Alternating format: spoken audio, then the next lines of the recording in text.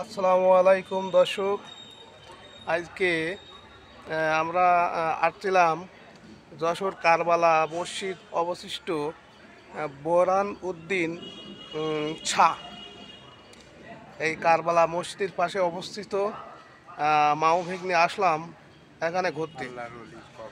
আল্লাহর অলির কবর কোথায় কার কবর আছে কেউ জানে না। তা আমার দেখাচ্ছ কি কবরটার আশপাশ খুব ভালো লাগলো। মাও ভেগনি আসছিলাম এখানে বেড়াতে।